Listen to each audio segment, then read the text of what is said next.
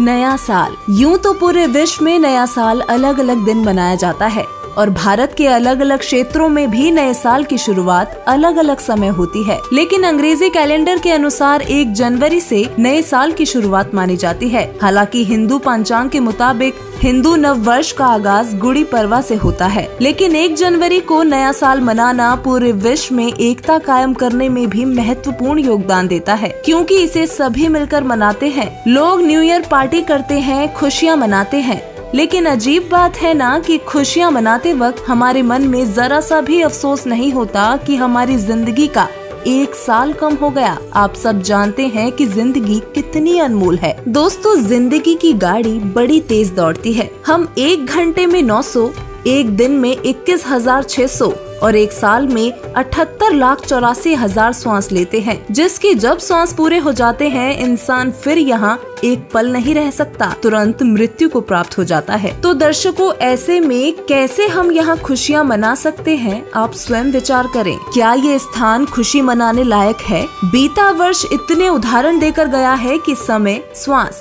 किस्मत, दौलत, शोहरत, मोहरत का कोई भरोसा नहीं कब साथ छोड़ जाए।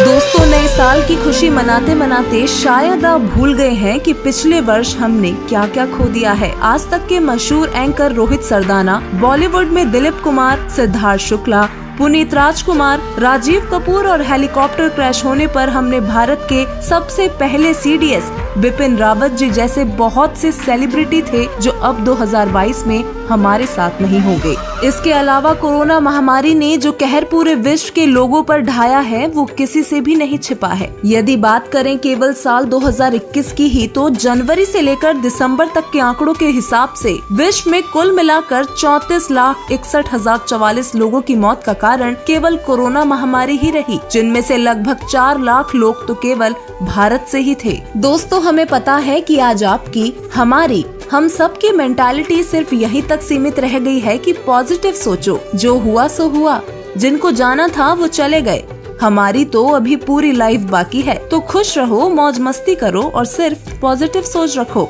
बात तो सही है कि इंसान को पॉजिटिव सोच रखनी चाहिए, लेकिन कब तक? दर्शकों, जब अपने ही सामने अपनों की मौत होती है तब कहाँ कोई सोच रह जाती है। जी हाँ, उस समय हर इंसान की आत्मा तड़प उठती है जब अपने हमेशा के लिए अपना साथ छोड़ जाते हैं। कहते हैं, ना जाने काल की कर डाले, किस्वित ढल जा पासावे, जिन्हाते सिरते मौत खुड़क दी, उन्हानु केड़ा हासावे। दर्शकों, भय बिना भक्ति नहीं होती, इसलिए ज्योति निरंजन काल भगवान ने सबसे पहले हमारे अंदर से इस मृत्यु के भय को ही खत्म किया है, क्योंकि जब इंसान को मृत्यु का भय होता है तब वो भगवान की तरफ चलता है। लेकिन काल भगवान जो कभी नहीं चाहता कि हम भगवान की भक्ति करें, मोक्ष प्राप्त करें, इसलिए बड़े ही आश्चर्य की बात है कि दुनिया में हम लोगों को मरते हुए तो देखते हैं, लेकिन हम कभी ये नहीं सोचते कि हम भी कभी मरेंगे। दोस्तों, जो चले गए वो भी यही सोचते थे कि अभी तो जिंदगी बहुत लंबी पड़ी है, लेकिन न जाने कितने लोग बेमौत मारे गए। पैसे वाले पैसा होते हुए भी जिंदगी को पल भर भी अधिक न जी सके। जब श्वास पूरे हुए तुरंत सब कुछ छोड़ छाड़ कर चल पड़े।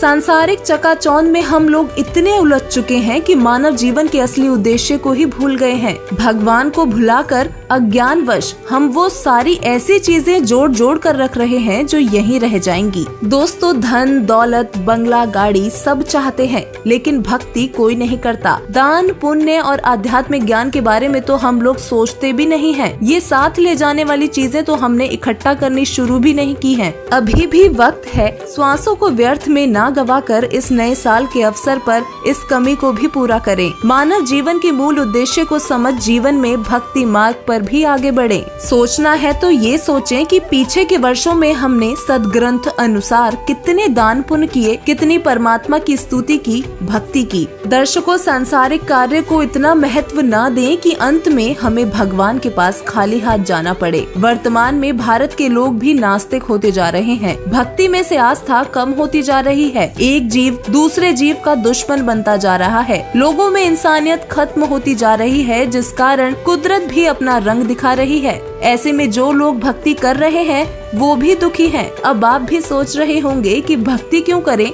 जब भक्ति करने वाले ही दुखी हैं। इसके लिए आपको बता दें कि भक्ति और सद्भक्ति में बहुत बड़ा अंतर है। असली लाभ और मोक्ष हमें सद्भक्ति से ही मिलते हैं, जो शास्त्रों के अनुकूल होती है। और इस समय पूरी पृथ्वी पर शास्त्रों के अनुकूल भक्ति संत रामपाल जी महाराज जी ही बता रहे हैं। जी हाँ, आपको बता दें कि संत रामपाल जी महाराज सद्भक्ति और मोक्ष मार्ग बताने के साथ साथ समाज सुधार में भी बहुत बड़ा योगदान दे रहे हैं। संत रामपाल जी महाराज एकमात्र ऐसे संत हैं जो विश्व कल्याण और पूरे विश्व को एक करने का कार्य कर रहे हैं। जिस प्रकार आज शिक्षित समाज में भी कई प्रकार की रूढ़िवादी विचारधारा अटकी हुई है, बहुत सी ऐसी परंपराएं हैं जिनमें आज का शिक्षित समाज लिप्त है, परंतु संत रामपाल जी महाराज अपने ज्ञान के द्वारा जनता के हर दुख का निवारण और समस्या का समाधान कर रहे हैं। संत रामपाल जी महाराज जी के मुख्य उद्देश्य हैं विश्व को सद्भक्ति देकर मोक्ष प्रदान करना, समाज से पाखंडवाद को खत्म करना,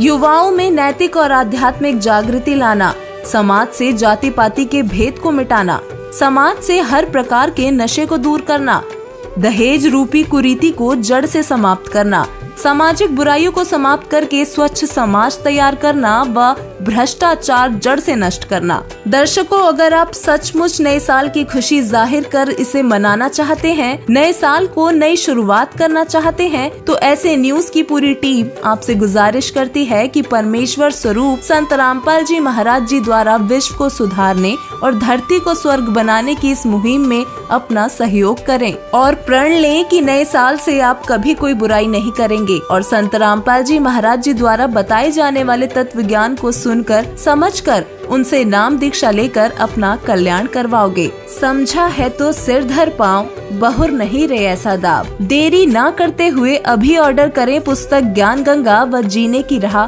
बिल्कुल निःशुल्क। अधिक जानकारी के लिए विजिट करें www.jagatgururampalji.org। धन्यवाद।